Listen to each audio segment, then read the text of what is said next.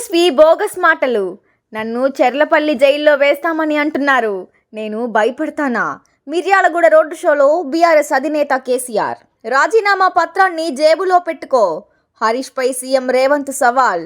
రామప్ప శివుడి సాక్షిగా, 1000 స్తంభాల గుడి సాక్షిగా, భద్రకాళి అమ్మవారి సాక్షిగా మాట ఇస్తున్నా. 15 ఆగస్టులోగా 2 లక్షల రూపాయల రుణమాఫీ చేస్తా.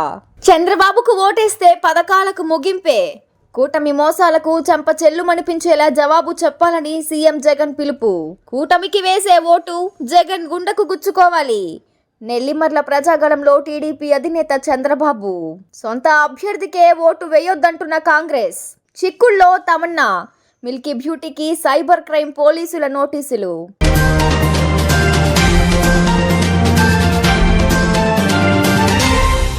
గులాబీ ఎంపీల్ని గెలిపిస్తే రాష్ట్ర ప్రభుత్వం మెడలు వంచి హామీలు అమలయ్యేలా పోరాటం చేస్తామని స్పష్టం చేశారు కేసీఆర్.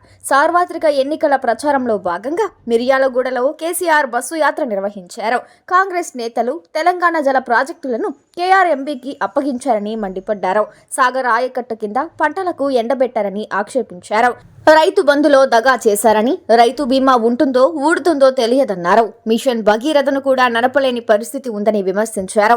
కాంగ్రెస్ పార్టీ ఇచ్చిన హామీలన్నీ అమలు కావాలంటే లోక్సభ ఎన్నికల్లో బీఆర్ఎస్ అభ్యర్థులను గెలిపించాలని ప్రజలను కోరారు. రాష్ట్రంలో ఏమి జరుగుతోందోనని ప్రశ్నించిన కేసీఆర్ 4 నెలల కిందట ధీమాగా ఉన్న రైతులు ఇవాళ విలవిలబోతున్నారని ఆక్షేపించారు. ఆనాటి నుంచి ఈనాటి వరకు నీళ్లు కోసమే పోరాటం జరిగిందన్నారు. ఈ ప్రాంతంలోనే ఇరిగేషన్ మంత్రి ఉన్న ఉపయోగం లేదని విమర్శించారు. 1956 నుంచి ఈనాటి వరకు మనకు శత్రువు కాంగ్రెస్ పార్టీనేనన్న కేసీఆర్ ఇప్పుడు సైతం అడ్డగోలు హామీలు ఇచ్చి అధికారంలోకి వచ్చిందని దుయ్యబట్టారు.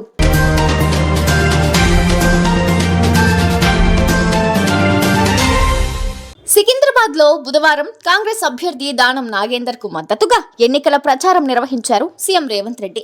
ఈ సందర్భంగా మాట్లాడుతూ మామ అల్లుళ్ళు తోక తెగిన బల్లుల్లా ఎగురుతున్నారని రేవంత్ రెడ్డి దుయ్యబట్టారు. తమ హయాంలో కాళేశ్వరం ప్రాజెక్టు కట్టామని గొప్పలు చెప్పుకున్నారని, అప్పుడే అది కూలిపోయిందని విమర్శించారు. కాళేశ్వరం ప్రాజెక్టులో లోపాలపై చర్చిద్దాం రావాలని సవాల్ విసిరారు.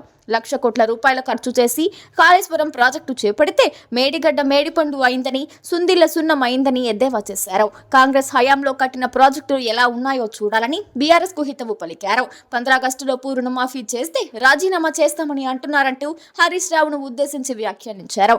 ఆగస్టు 15 లోపు 2 లక్షల రూపాయల రుణమాఫీ చేసి తీరుతామన్న రేవంత్ రెడ్డి హరీష్ రావు రాజీనామా పత్రం జోబులో పెట్టుకోవాలని సూచించారు. కేసీఆర్ మాదిరిగా హరీష్ రావు మాట తప్పొద్దన్నారు సీఎం రేవంత్ రెడ్డి.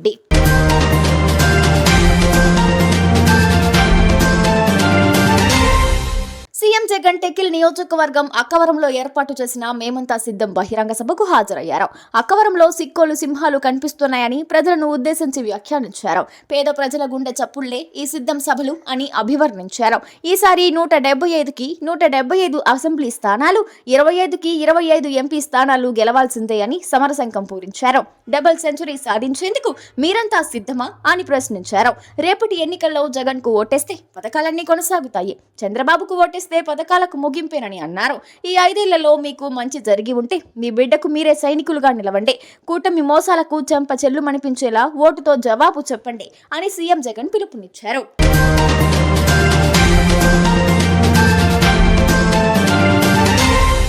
అయోధ్యలో రామాలయం కడితే నెల్లిమర్లలో రాముడి తల తీసేశారు అన్నారు టీడీపీ అధినేత చంద్రబాబు.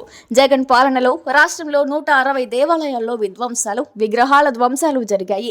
సీఎంని ప్రశ్నిస్తే పోలీసులు గోడలు దూకి వచ్చి మరీ అరెస్టు చేశారు. అదే రాముడి తల తీసేస్తే ప్రశ్నించినందుకు నా మీద కేసు బనాయించారు. ఉత్తరాంధ్రలో ఒక్క ప్రాజెక్టు, ఒక్క సాగునీటి ప్రాజెక్టు పూర్తి చేశావా? ఒక్కరికి ఉద్యోగం ఇచ్చావా? ఒక్క ఆడబిడ్డకు న్యాయం చేశావా అని సైకో జగన్ కి సవాల్ విసురుతున్నాను అని టీడీపీ అధినేత చంద్రబాబు అన్నారు. తనకు సొంత ఆడబిడ్డలు లేరని, రాష్ట్రంలోని మహిళలే తన ఇంటి ఆడబిడ్డలు, అక్క చెల్లెమ్మలు అని టీడీపీ అధినేత చంద్రబాబు నాయుడు అన్నారు. ప్రతి ఆడబిడ్డను సొంత కాళ్లపై నిలబెట్టాలన్నదే తన ధ్యేయమన్నారు చంద్రబాబు.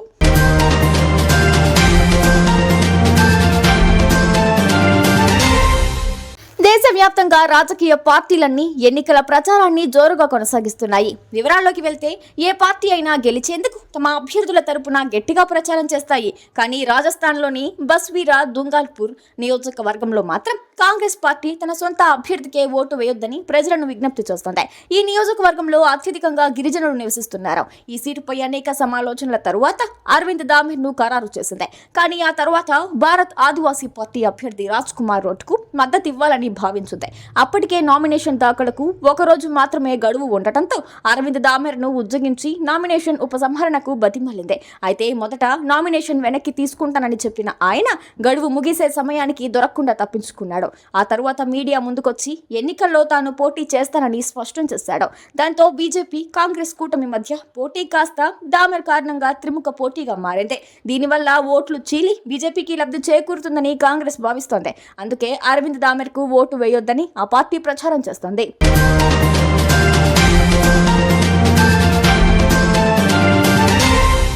టాలీవుడ్ స్టార్ హీరోయిన్ తమన్నాకు మహారాష్ట్ర సైబర్ క్రైమ్ పోలీసులు నోటీసులు జారీ చేశారు. నిబంధనలకు విరుద్ధంగా ఐపీఎల్ మ్యాచ్లను ఫెయిర్ ప్లే యాప్లో లైవ్ స్ట్రీమింగ్ చేసినందుకు గాను ఈ నెల 29న విచారణకు హాజరు కావాలని నోటీసుల్లో పేర్కొన్నారు. తమన్నా చేసిన పనికి తమకు కోట్లలో నష్టం వాటిల్లిందంటూ ప్రసార హక్కులు కలిగిన వయాకం పోలీసులకు ఫిర్యాదు చేసింది. దీంతో మహారాష్ట్ర సైబర్ క్రైమ్ పోలీసులు తమన్నాకు నోటీసులు అందించారు. ఐపీఎల్ డిజిట్ల ప్రసార హక్కులను వయాకం సొంతం చేసుకుంది. ఈ సంస్థ ఫిర్యాదుతో Maharashtra cyber cell fair play app పై ఎఫ్ఐఆర్ నమోదు చేసింది. ఈ విషయంపై మరింత దర్యాప్తు చేసేందుకే తమన్నా విచారణకు రావాలంటూ ఆమెకు సమన్లు పంపారు పోలీసులు. ఫెయిర్ ప్లే యాప్ ను ప్రమోట్ చేసిందని, అందుకే సాక్షిగా విచారణకు పిలిచారని వర్గాలు తెలిపాయి.